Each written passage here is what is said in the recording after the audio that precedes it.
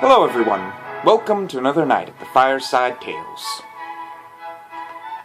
The Fireside Tales is sending me on a secret mission to Ireland, and I really can't talk about exactly what I'm doing down there, but I'll be speaking to some representatives.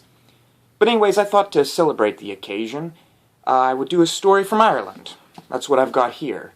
This is the story of the Thief Prince, a character we've already heard about in an earlier tale, and it's the story of his meeting with death. So this will be our introduction to the character of the Grim Reaper. So let us begin. The story is said to begin, as all good fairy tales begin, with once upon a time. There lived in the kingdom of Azafar a great thief named the Thief Prince. The Thief Prince was so quick that he could steal the whiskers off a cat and the flames off a candlestick. He was so clever that he could steal the stars and the moon from the midnight sky, with only a ladder and a rope. Most of the people in the kingdom of Azafar liked the Thief Prince. He took from the rich and gave to the poor. But there was one person in the kingdom of Azafar that did not like the Thief Prince. He was the king of Azafar, and the king was a cruel and vicious man, and he was also obsessed with the Thief Prince. The Thief Prince consumed his every thoughts and haunted his every nightmare, and he wanted nothing more than to kill the Thief Prince once and for all. And one day he heard about a book known as the Book of Death. And this book has the power to kill anyone that a person desires. So the king got an army together, and they went to the cave where the book was said to be hidden. And this cave was guarded by 1,001 sleeping dragons. And the king was just barely able to get out alive, with only a few scorch marks.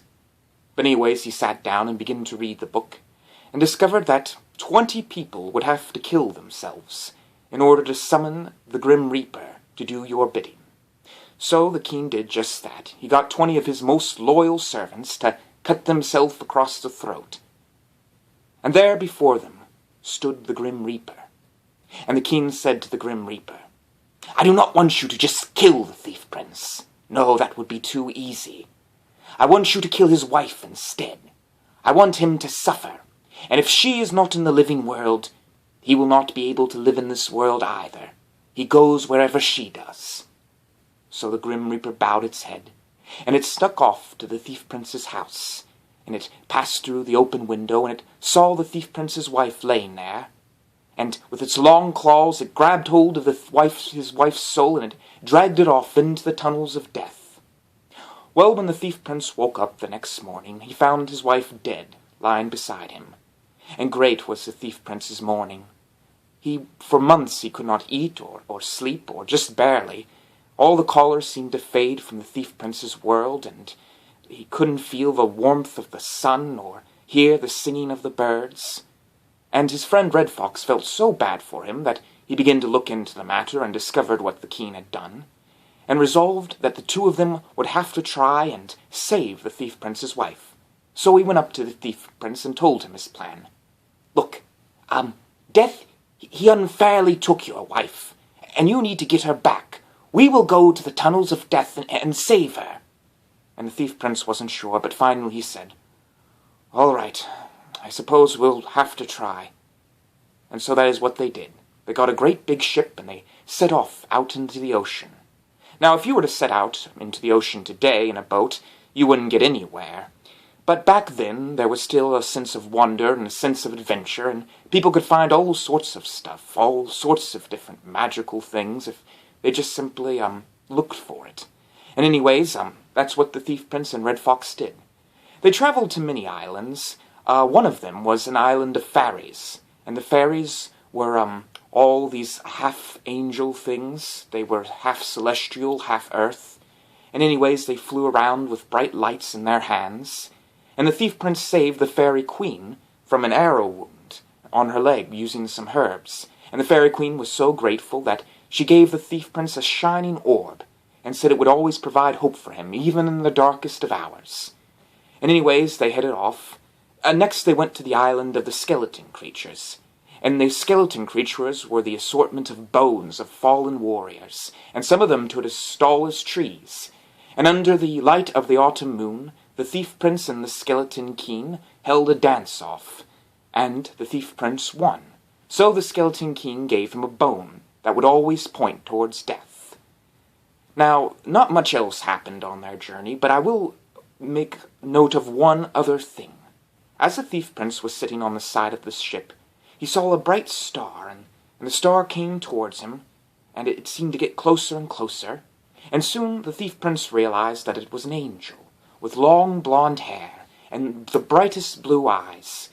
And the angel said, "Thief Prince, the heavens would like to aid you with this quest. I give to you this sword."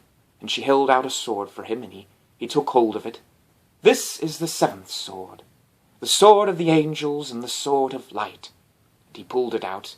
"Only a true hero can wield this blade. And when you get into the tunnels of death, you may find you need it." And the Thief Prince bowed his head towards the angel, and the angel drifted back off into the sky. Anyways, soon enough, the Thief Prince and Red Fox reached the island, and they got out with their horses, and they headed across the stone. There was no life on the island, nothing at all, just stone, and not even a bush or a shrub or even a weed. And also, the sky was bright red up in the sky, almost like blood. There was one bit of life, I should say, on the island, and that was crows. Thousands and thousands of crows, all staring at the Thief Prince and Red Fox as they went by. And Red Fox said, "Thief Prince, what are all these crows doing out here?" And the Thief Prince said, "These are the messengers of death, Red Fox. They do his biddings." And the Red Fox looked around. Do you think Death knows that we've landed on this island?" And the Thief Prince nodded his head. "I believe so. It won't be a surprise when we arrive." So anyways, soon enough they came at the cave entrance, and it was pitch black. And Red Fox, he looked at the Thief Prince and told him that they should let the horses go, and they did so. And they couldn't help but feel a bit nervous as they stood there at the entranceway to death. But finally, plucking up the courage, the two of them headed down into the tunnels of death. They traveled for many miles. As they went down in the tunnels, they lost all sense of time. There was no today, tomorrow, or yesterday. Everything seemed to be of one time, and you couldn't tell if you'd been there a week or 1,000 years. Not only that, but they felt no need for food or sleep. They didn't even ever feel tired. Red Fox always felt nervous as he walked across the floor. He felt like at any moment he might stick his foot into a hole and fall down forever and ever and never be able to get out. Anyways, they continued down, using the bright light and the bone to lead their way. But eventually, the Thief Prince began to look through his diary and realized that all the pages were gone. There was no evidence of their past travels. And Red Fox himself realized that he was beginning to forget memories too. Not only that, but occasionally, they could almost swear they heard singing in the cave. It was the clearest, most beautiful singing they ever heard, like the sound of a bell. At one point, the Thief Prince could have swore he saw a little girl running through the caves, but he later said that it must have just been his imagination. Anyways, they kept going down the tunnel, and at one point, as they were going down, they suddenly saw a man approaching him. He was an Arab, with a crooked nose, and he was holding out a lantern in his hand, and he walked towards him, and he was staring out with wide eyes, like one who was dead. And the Thief Prince, he pulled out his sword, and he said, "Who goes there?" But the man didn't seem to hear them, as if he was part of another reality entirely. And the Thief Prince looked at Red Fox, and he yelled out again, Who is that?" And the man suddenly stopped, and he said, "My name is Abu Del Babar. I am a hand cutter, one of the greatest thieves to ever live. The angels saw the wickedness I did on earth, and they threw me down into the tunnels of death, and here I walk forever, not being able to reach into the next world." And the Thief Prince said, "Oh, I see. I've heard stories about you." And the man said, "Yes. And it's coming after us, you know." "What is?" said the Thief Prince. "The nightmare," he said. The Thief Prince, he said, "The nightmare?" "Yes.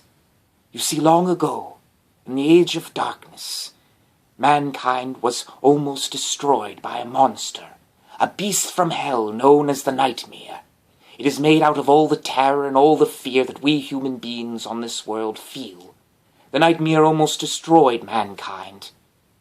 But, he said, the angels cast the Nightmare down into the tunnels of death, and it wanders forever, looking for lost souls to consume. Oh, it will find us, he said. It will find us and it will destroy us. It will take out the light of our souls and throw it and cast it away into darkness. We will become hell. And he began to laugh like a deranged demon or a man with his head cut off. And anyways, the Thief Prince and Red Fox looked at each other and realizing that the man was clearly crazy. But they continued walking and the man followed them. Finally, they arrived at a bridge and the Thief Prince stopped and they had a little bit to bite to eat even though they didn't need food. And the Thief Prince said, "What do you think of our friend here?" And Red Fox said, "I don't know. He was a wicked man in life. I don't know if we can trust him." Thief Prince looked over at Abu Del Babar and he said, "No, I'm not sure if we can either. But look, I know that we're forgetting things. I know maybe soon enough we're going to lose our minds and maybe this creature known as the Nightmare will kill us both. But I think that we're just going to have to get through this together." And Red Fox, he nodded his head. "Yeah, I guess that's the only way." Anyways, they continued down, and as they walked, suddenly the Thief Prince turned around, and he realized that Abu Del Babar was gone. And he told Red Fox, and they began to look all around, screaming, "Babar! Babar!" But there was no answer, only darkness. And as the Thief Prince stood there, he held up his light, and he saw the most terrifying sight he or any other human being could ever behold. For there at the bottom of the tunnel was a large black lizard, like oil, with bright yellow eyes. And it seemed that from within its skin there was the screaming of human beings being tortured in hell. It was the Nightmare, and it raised up its great jaws, and it came running towards the Thief Prince and Red Fox quicker than a horse. Well, the Thief Prince yelled, "Run!" And they began to run. They ran as fast as they could down the tunnel. Soon enough they arrived at a bridge, and there were bright lights all around, and the Thief Prince ran and Red Fox ran. But Red Fox, frightened and with the light bobbing up and down, accidentally tripped and fell over a rock. And as he laid there, the Nightmare came forth, and it gobbled up and ate him whole. And Red Fox was dead. The Thief Prince ran forward, but he tripped over a rock as well, and the light fell from his hand and it rolled across the floor. And the Thief Prince stood up to see the Nightmare standing there, and the Nightmare swiped its paw, and the Thief Prince was struck across the side, and he was bleeding. And I'm afraid it was a mortal wound, which certainly would kill him. Anyways, the Thief Prince, he pulled out his sword, and he let out a cry, for he had remembered his sword, the angel's sword, and he held it aloft, and the creature let out a shriek from the bright light, and the Thief Prince, he stabbed the creature once. The creature began to back down, back into the darkness of the tunnel, and the Thief Prince stabbed again, and the creature backed down further, and he went for a third time, but he missed. But it didn't matter, for the Nightmare had already descended down into the darkness. And the Thief Prince stood there, mortally wounded. He was so tired that he couldn't even continue walking. He fell down onto the ground and began to crawl. He began to crawl down the tunnel. He knew he was getting close to death. There was no more any light to guide him. He could only move forward as slow as he could, blood dripping from his side. And as he went, at first he heard nothing, but then he heard the sound of singing, as clear as angels. And it seemed to be getting closer and closer, and as the Thief Prince listened, he began to understand what the words that were being said. And then as he continued dragging himself along, he saw down, far off in the tunnel, a bright light coming towards him. And the Thief Prince stood there, and he pushed one more time, and that was the last bit of strength he had left in him. And then there appeared before him a man, carrying a lantern. And the man was dressed in a black robe.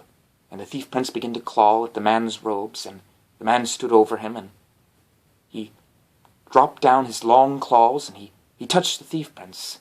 And suddenly the Thief Prince felt like a young boy again, and he stood up with all his health back in him. And the dark figure, who was actually Death, if you haven't already guessed, looked at the Thief Prince for a moment, and then bowed its head. And the Thief Prince bowed his head, and the Death beckoned him, and the the Thief Prince begin going down the tunnel. And that is where we're going to stop. What do you think's going to happen? I mean, it seems like the Thief Prince is doomed. His best friend Red Fox is dead, and he's about to go to death, wherever death is planning to go. But we'll just have to wait and see. As always, sweet dreams and good night.